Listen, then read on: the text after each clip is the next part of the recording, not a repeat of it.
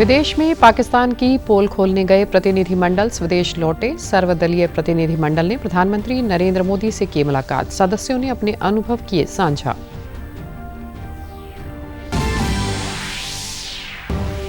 पंजाब के राज्यपाल व यूटी प्रशासक गुलाब चंद कटारिया ने पद्मश्री भाई हरजिंदर सिंह को राजभवन में किया सम्मानित। इस पुरस्कार को गुरबानी कीर्तन के प्रति अटूट समर्पण और सिख भक्ति संगीत का बताया सम्मान। और उत्तर भारत में हीट वेव से लोगों का हाल बेहाल। राजस्थान के लिए रेड अलर्ट। पंजाब में भटिंडा और हरियाणा में सिरसा व रोहतक। देश में सबसे गर्म पारा 47 डिग्री के पार पहुंचा। नमस्कार, चंडीगढ़ से आपका स्वागत है। मैं हूं आरजू। अब समाचार विस्तार से। ऑपरेशन सिंदूर के बाद पाकिस्तान प्रायोजित आतंकवाद के विरुद्ध भारत के कड़े रुख से दुनिया को अवगत कराने के लिए भेजे गए सर्वदलीय प्रतिनिधि मंडलों से प्रधानमंत्री नरेंद्र मोदी ने मंगलवार को मुलाकात की। प्रतिनिधिमंडल ने इस दौरान प्रधानमंत्री मोदी के साथ अपने अनुभव साझा किए। इन 7 प्रतिनिधि मंडलों में से 50 से अधिक वर्तमान सांसद शामिल थे। इन प्रतिनिधि मंडलों ने 33 देशों की राजधानियों व यूरोपीय यूनियन की यात्रा की। 4 प्रतिनिधि मंडलों का नेतृत्व सत्तारूढ़ गठबंधन के सांसद कर रहे थे, जबकि 3 का नेतृत्व विपक्षी सांसद कर रहे थे। प्रधानमंत्री नरेंद्र मोदी ने सोशल मीडिया प्लेटफॉर्म एक्स पर लिखा, विभिन्न देशों में भारत का प्रतिनिधित्व करने वाले विभिन्न प्रतिनिधि मंडलों के सदस्यों से मुलाकात की और शांति के प्रति भारत की प्रतिबद्धता तथा आतंकवाद जैसी वैश्विक समस्या के उन्मूलन की आवश्यकता पर विस्तार से चर्चा की। हमें इस बात पर गर्व है कि उन्होंने प्रभावशाली तरीके से भारत की आवाज को अंतर्राष्ट्रीय मंचों पर प्रस्तुत किया। प्रधानमंत्री मोदी की विभिन्न सांसदों के प्रतिनिधि मंडलों के साथ बैठक पर कांग्रेस सांसद शशि थरूर ने कहा कि हम सभी के साथ 1 घंटे से अधिक समय बिताया। वे लॉन में अलग अलग टेबलों पर गए, लोगों से अलग अलग बातचीत की। हम सभी ने उनके साथ अनौपचारिक तरीके से बातचीत की। यह बिल्कुल भी औपचारिक मुलाकात नहीं थी, यह एक अच्छी जीवंत अनौपचारिक बैठक थी। हम सभी ने उनके साथ कई बातें साझा की। Talking to different groups of people, we all sort of chatted with him in a very informal way. It was not a formal meeting at all. There were no formal speeches or even those of us who had given him our reports on the trip did not present those reports or speak to them particularly. But it was a good, lively, informal conversation. Punjab के राज्यपाल व UT प्रशासक गुलाब चंद कटारिया ने पद्मश्री पुरस्कार विजेता और प्रसिद्ध हजूरी रागी भाई हरजिंदर सिंह श्रीनगर वाले को राजभवन चंडीगढ़ में एक विशेष मुलाकात के दौरान सम्मानित किया।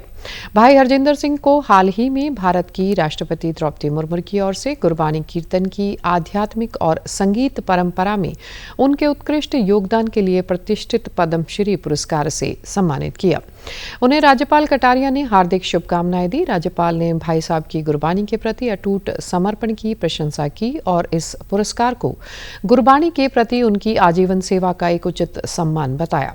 उन्होंने कहा कि भाई हरजिंदर सिंह श्रद्धा और परंपरा के प्रतीक बन गए हैं। राज्यपाल ने कहा कि उनका सम्मान न केवल पंजाब के लिए गर्व का क्षण है, बल्कि पूरे भारतीय आध्यात्मिक संगीत समुदाय के लिए उत्सव भी है।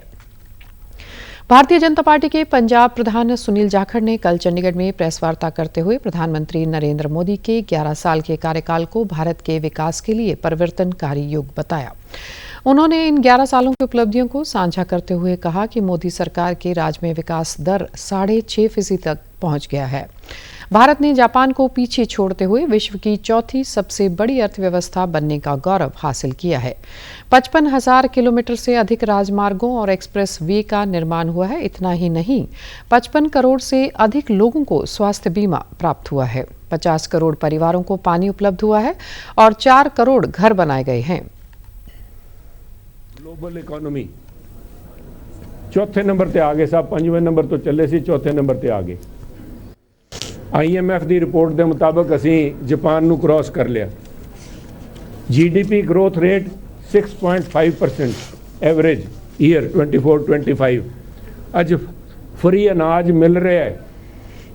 अज 55 करोड़ लोगों नू अगर 5 लाख रुपये का सेहत का बीमा उन्होंने हो रहा है, या 4 करोड़ मकान बने हैं लोगों वास्ते। पिछले 11 वर्षों में प्रधानमंत्री नरेंद्र मोदी की अगुवाई में देश में कनेक्टिविटी इंफ्रास्ट्रक्चर के क्षेत्र में अभूतपूर्व कार्य हुए हैं। बात चाहे रेल कनेक्टिविटी की जाए, सड़कों, हवाई कनेक्टिविटी की बात हो या फिर जल मार्ग से व्यापार की, आज पूरी दुनिया इसकी कायल हो गई है। केंद्रीय मंत्री मनोहर लाल ने केंद्र सरकार के 11 साल पूरे होने पर प्रधानमंत्री नरेंद्र मोदी की सराहना की। उन्होंने कहा कि प्रधानमंत्री के 2047 तक विकसित भारत के लक्ष्य को पूरा करना है और इस दिशा में भी अब भी अनेक विकास कार्य करने हैं। विकसित भारत इस नाते से और हम देखना चाहते हैं, तो ये यात्रा लगातार सुखद बढ़ रही है और आने वाले 22 वर्षों में जितना काम हमने 11 वर्ष किया है उससे कई गुना मल्टीफोल्ड काम और भी करना है। भक्ति काल के महान संत भक्त कबीर जी की 627वीं जयंती के अवसर पर प्रधानमंत्री नरेंद्र मोदी ने उन्हें नमन करते हुए सोशल मीडिया प्लेटफॉर्म पर लिखा कि सामाजिक समरसता के प्रति आजीवन समर्पित रहे संत कबीरदास जी को उनकी जयंती पर मेरा कोटि कोटि नमन। उनके दोहों में जहां शब्दों की सरलता है, वहीं भावों की प्रगाढ़ता भी है। इसलिए आज भी भारतीय जनमानस पर उनका गहरा प्रभाव है। समाज में फैली कुरीतियों को दूर करने में उनके योगदान को हमेशा श्रद्धापूर्वक स्मरण किया जाएगा। इसके साथ ही प्रधानमंत्री ने एक वीडियो भी साझा किया। सामाजिक समानता, शांति और भाईचारे पर बल दिया। उनकी रचनाओं में हमें यही आदर्श देखने को मिलते हैं और आज के युग में भी वे उतने ही प्रेरक हैं। कबीरदास जी ने सामाजिक समरसता पर विशेष जोर दिया। वे अपने समय से बहुत आगे सोचते।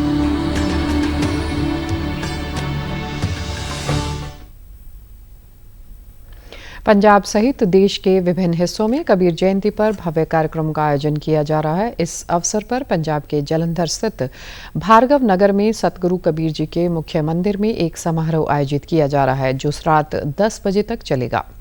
देश भर के विभिन्न कबीर मंदिरों में इस पावन पर्व के उपलक्ष्य में विशेष धार्मिक आयोजन किए जा रहे हैं। मंदिरों में श्रद्धालु बड़ी संख्या में दर्शन करने पहुंच रहे हैं। संत शिरोमणि कबीर जयंती पर आज सिरसा जिले में प्रदेश स्तरीय समारोह का आयोजन किया गया। इस समारोह में हरियाणा के मुख्यमंत्री नायब सिंह सैनी ने बतौर मुख्य अतिथि शिरकत की। इस दौरान उन्होंने प्रदेशवासियों को कबीर जयंती की शुभकामनाएं देते हुए कहा कि आज का दिन गर्व का दिन है। उन्होंने कहा कि संत कबीर सहित विभिन्न संतों महात्माओं ने समाज को दिशा देने का काम किया। उन्होंने कहा कि संत कबीर समाज की कुरीतियों के खिलाफ निर्भीकता से डटे रहते थे और उनका खंडन करते थे। संत कबीर ने अपना पूरा जीवन सत्य की खोज और लोगों को जागरूक करने में बिता दिया। उन्होंने प्रधानमंत्री नरेंद्र मोदी के नेतृत्व में बीते 11 साल की उपलब्धियों का जिक्र करते हुए कहा कि आधुनिक भारत के निर्माण में उनका अहम योगदान है। प्रधानमंत्री मोदी ने गरीब और वंचितों के लिए अनेक योजनाएं चलाकर उनको सशक्त बनाने का काम किया है। भारतीय संस्कृति की सर्वधर्म संभाव और वसुदेव कुटुंबकम परंपरा के ये संवाहक रहे हैं। उन्होंने बड़ी निडरता के साथ इन सब बुराइयों पर कड़ी चोट की है। कबीरदास जी वो किसी भी धर्म, संप्रदाय और जाति की परवाह किए बिना अपनी बात को खरी खरी बोल देते थे। उन्होंने कहा कि प्रधानमंत्री नरेंद्र मोदी ने अपने कार्यकाल में 4 करोड़ से अधिक लोगों को आवास बनाकर दिए, 55 करोड़ लोगों के बैंक खाते खोले और 15 करोड़ से ज्यादा गैस सिलेंडर कनेक्शन के अलावा अनगिनत काम हैं जो पीएम मोदी के नेतृत्व में हुए हैं। इस मौके पर भाजपा प्रदेश अध्यक्ष मोहनलाल बडौली, कैबिनेट मंत्री कृष्ण बेदी, रणबीर गंगवा और पूर्व सांसद सुनीता दुग्गल समेत भाजपा दिग्गजों ने कबीर जयंती की शुभकामनाएं देते हुए उनके दिखाए मार्ग पर चलने का आह्वान भी किया। दिल्ली एनसीआर समेत पूरा उत्तर भारत इन दिनों भीषण गर्मी की चपेट में है। तमाम शहरों में पार 45 डिग्री को पार कर गया है। कई राज्यों में गर्मी का रेड, ऑरेंज और येलो अलर्ट भी जारी किया गया है। गर्मी की लू को चलते आम जनजीवन खासा प्रभावित है। भारतीय मौसम विभाग के मुताबिक आगामी 2 दिन तक हीट वेव जारी रहेंगी। मौसम विभाग ने दिल्ली के लिए ऑरेंज अलर्ट जारी किया है। हरियाणा और पंजाब में भी लू का अलर्ट जारी किया गया है। अन्य राज्यों के कई शहरों में भी हीट वेव को लेकर चेतावनी जारी की गई है। कल भटिंडा में पारा 47.6 डिग्री दर्ज हुआ, जो पूरे देश में सबसे गर्म क्षेत्र घोषित हुआ है। वहीं हरियाणा के सिरसा में तापमान 46.2 और रोहतक में 46.1 डिग्री सेल्सियस दर्ज किया गया। वहीं राजस्थान में भी लू का रेड अलर्ट जारी किया गया है। चंडीगढ़ में भी लगातार दूसरे दिन पारा 44 डिग्री के पार रहा, जो सामान्य से 5 डिग्री अधिक है। मौसम विभाग के अनुसार अभी 2 से 3 दिन हीट वेव से राहत के कोई आसार नहीं है। विभाग ने ऑरेंज अलर्ट जारी करने के साथ ही लोगों को बाहर निकलते समय विशेष सावधानियां बरतने की हिदायत जारी की है। कृषि संकल्प अभियान के अंतर्गत कृषि विज्ञान केंद्र श्री मुक्तसर साहिब द्वारा 9 गांवों में जागरूकता फैलाने हेतु 3 अलग अलग टीमों का गठन किया गया है। इन टीमों ने धान की सीधी बुआई को बढ़ावा देने के लिए विशेष शिविरों का आयोजन किया। इन शिविरों में किसानों ने उत्साहपूर्वक भाग लिया। शिविरों के दौरान कृषि विशेषज्ञों ने किसानों को बताया कि बिना रोपाई के की जाने वाली सीधी बुआई एक प्राकृतिक प्रक्रिया है, जिसे संसाधन संरक्षण तकनीक भी कहा जा सकता है। इस तकनीक से जल, समय और श्रम की 10 से 20% तक बचत संभव है। साथ ही इससे फसल की पैदावार में भी सुधार होता है। पंजाब पुलिस की ओर से चलाए जा रहे युद्ध नशे के विरुद्ध अभियान के 101वें दिन पुलिस ने 152 नशा तस्करों को गिरफ्तार किया है। कानून व्यवस्था के विशेष पुलिस महानिदेशक अर्पित शुक्ला ने बताया कि गिरफ्तार किए गए आरोपियों से 1 किलो 600 ग्राम हेरोइन और 3,56,000 रुपए की ड्रग मनी बरामद की गई। डीजीपी ने बताया कि पुलिस ने राज्य भर में 519 स्थानों पर छापेमारी की और 564 संदिग्ध व्यक्तियों से पूछताछ की गई। इस कार्रवाई के बाद 114 एफआईआर दर्ज की गई। अभियान के तहत अब तक कुल 16,886 नशा तस्करों को गिरफ्तार किया जा चुका है। वज्र कोर के जीओसी लेफ्टिनेंट जनरल अजय चांदपुरिया ने आईआईटी रोपड़ के छात्रों को हथियारबंद सेनाओं और सशस्त्र बलों में राष्ट्र निर्माण की भूमिका विषय पर संबोधित किया। अपने संबोधन में उन्होंने भारत की सटीक की महत्ता पर प्रकाश डाला। उन्होंने दृढ़ संकल्प, एकता और नवाचार के माध्यम से युवाओं को नेतृत्व और राष्ट्र सेवा के लिए प्रेरित किया। जनरल चांदपुरिया ने एलएसआई और 3D प्रिंटिंग प्रयोगशालाओं का दौरा भी किया और संस्थान के निदेशक से विचार विमर्श किया। यह दौरा सैन्य क्षेत्र और उच्च तकनीकी शिक्षा के बीच सहयोग को सुदृढ़ करने की दिशा में एक महत्वपूर्ण कदम रहा। मुख्यमंत्री नायब सिंह सैनी ने कल सुबह विधानसभा में योग प्रोटोकॉल प्रशिक्षण शिविर का दीप प्रज्वलन के साथ शुभारंभ किया। इसके बाद मुख्यमंत्री ने योग साधना की। इस दौरान नायब सिंह सैनी ने कहा, योग एक उत्सव और साधना की तरह है। स्वस्थ रहने में योग की भूमिका महत्वपूर्ण है। यह शिविर अंतर्राष्ट्रीय योग दिवस के उपलक्ष्य में आयोजित किया गया है। इसमें मुख्यमंत्री नायब सिंह सैनी के साथ कैबिनेट मंत्री doctor Arvind Sharma, deputy speaker doctor Krishna Middha, विधायक और विधानसभा के अधिकारी भी शामिल हुए। यह योग अभ्यास सत्र विधान परिसर में गवर्नर गेट के सामने खुले परिसर में आयोजित किया गया। इसी दौरान हरियाणा योग आयोग के अध्यक्ष डॉक्टर जयदीप आर्य अपनी टीम के साथ विधायकों और विधानसभा सचिवालय के कर्मचारियों को योग अभ्यास कराया गया। हरियाणा आयुष विभाग और हरियाणा योग आयोग के सहयोग से यह कार्यक्रम आयोजित किया गया। मोहाली के IISR-SER में खगोल विज्ञान ओलंपियाड ओरिएंटेशन कम सिलेक्शन कैंप का आयोजन किया गया। इस कैंप में अशोका विश्वविद्यालय के प्रोफेसर दीपांकर भट्टाचार्य ने मुख्य वक्ता के तौर पर शिरकत की। उन्होंने बताया कि इस कैंप का उद्देश्य राष्ट्रीय स्तर की परीक्षाओं के माध्यम से चुने गए प्रतिभाशाली छात्रों को प्रशिक्षण प्रदान करना और खगोल विज्ञान और खगोल भौतिकी में अवधारणा और तकनीकों की उनकी समझ का परीक्षण करना है। राष्ट्रीय स्तर की परीक्षा में 500 में से कुल 54 छात्रों का खगोल विज्ञान OCSC के लिए चयन किया गया। इनमें से भारत के विभिन्न हिस्सों में 37 छात्र OCSC में भाग ले रहे थे। उन्होंने खगोल विज्ञान में विभिन्न तरंग बैंडों में इमेजिंग के बारे में बात की। इसके बाद मोहाली के प्रोफेसर कुलिंदर पाल सिंह और प्रोफेसर दीपांकर भट्टाचार्य ने प्रमाण पत्र दिए। चयनित टीम में आरुष मिश्रा, सुमंत गुप्ता, बानी व्रत माजी, परिनी और अक्षत श्रीवास्तव ने अपने अनुभव साझा किए। इस बार ओलंपियाड फाइनल प्रोग्राम बॉम्बे में हो रहा है।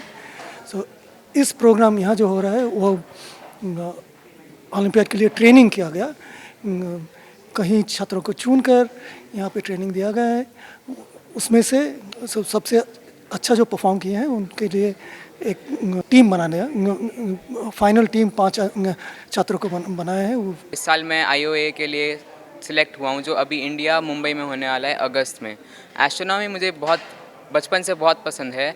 मेरा एस्ट्रोनॉमी पे इंटरेस्ट बना था पिछले साल जब मैं कैंप पे सिलेक्ट हो गया था और टीम पे भी सिलेक्ट हो गया था, तो मैंने एस्ट्रो उसमें सीरियसली पढ़ना शुरू किया और मैंने सिल्वर मेडल जीता था लास्ट ईयर।